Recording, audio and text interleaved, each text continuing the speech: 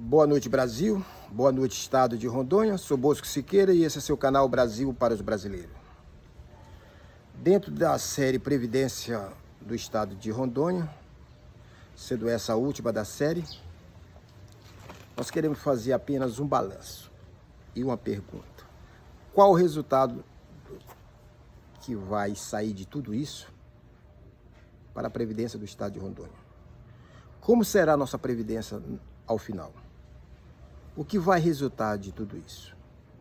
Sabemos que desde o início, a Previdência nasceu com superávit, em torno de 12%, podemos afirmar assim.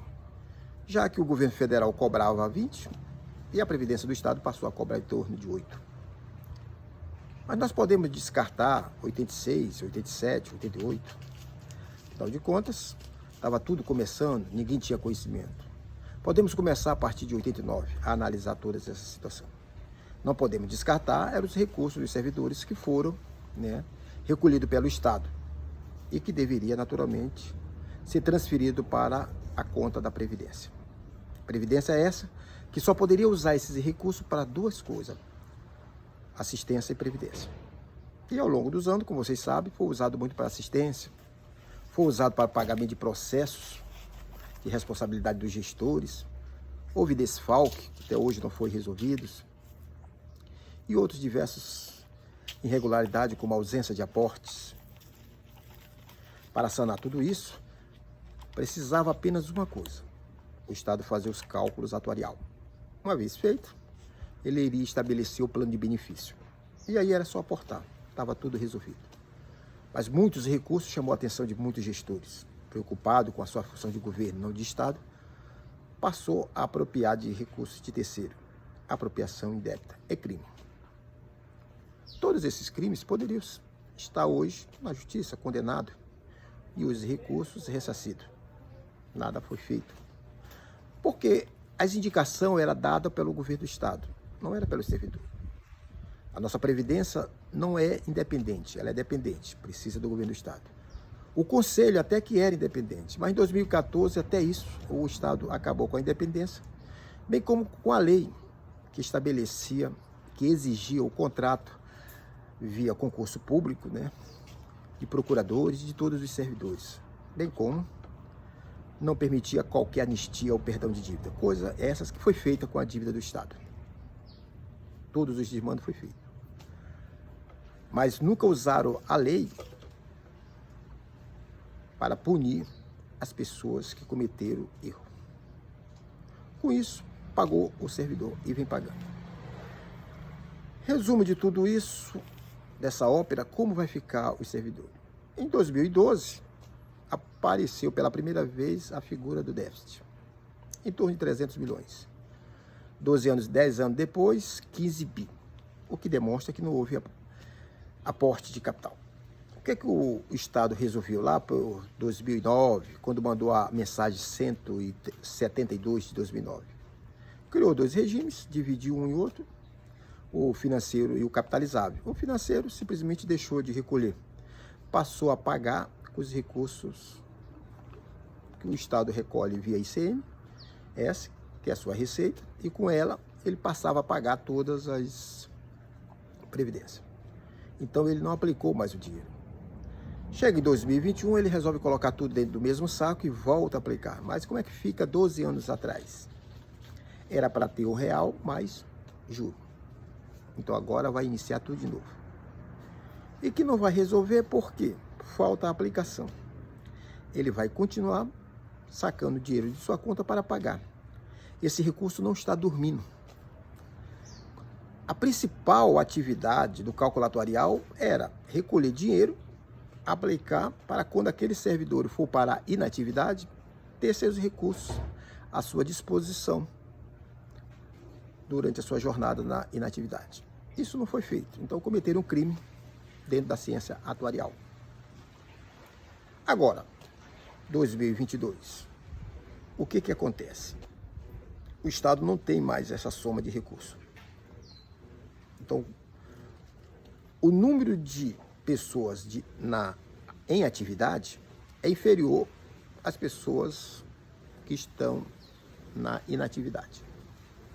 Nessa relação, vai chegar uma hora que quem está trabalhando e recolhendo não é suficiente para pagar quem está na inatividade. Isso é cálculo matemático. Então o Estado terá de tomar algumas decisões o mais rápido possível. Lá em 2012, quando se iniciou uma tentativa de sanear as contas da Previdência, muito mais por pressão da Federação do que propriamente do Estado, deveria ter aumentado a alíquota patronal, 2 vezes a do Estado, mas ele não fez. O que ele fez foi aumentar a alíquota dos servidores, que na verdade, na época, foi questionado por membro do Conselho Previdenciário, mas não foi levado em consideração. Inclusive era inconstitucional. Mas tudo bem, o Estado é que manda. Mesmo mandando em tudo, em todos aquilo que foi feito dentro da Previdência, eles tiveram a coragem de cancelar a dívida, como se fosse o servidor que não tivesse repassado. Então, todo tipo de desmando foi ocorrendo. Agora, se o número de servidores que estão em atividade é inferior ao número de servidores que estão em inatividade, se eu já sei que ao final de 10 a 12 anos isso vai quebrar, isso não vai se sustentar, caberia ao Estado tomar essa decisão. Entre 2002 a 2014, mais ou menos, o Estado cresceu 85%. Poderia ter sanado. Mas essa não era o interesse.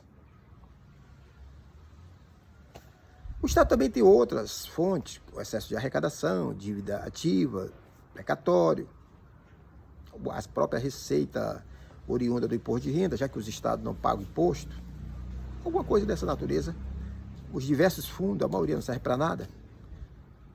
Se os poderes contribuíram para tal situação, os fundos que estão sob sua gestão poderiam ser sacrificados em torno de 50%. Juntando tudo isso, daria de aumentar a receita previdenciária e, com isso, manter estável a Previdência.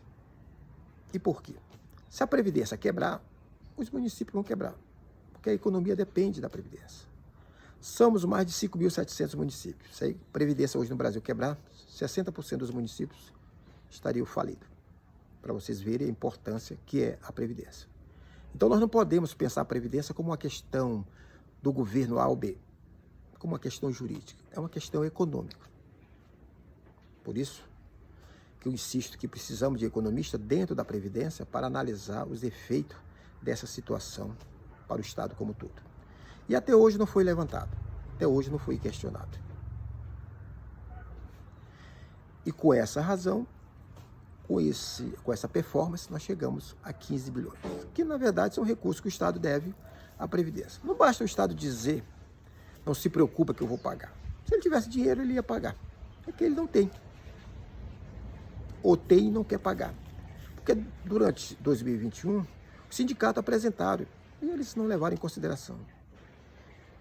Junto à Casa de Lei, pediram pelo menos 24 horas para se reunir e tomar decisões. Eles já tinham tomado decisões. Eles decidem uma coisa e em 2 horas depois eles já decidem outra. Nunca houve interesse.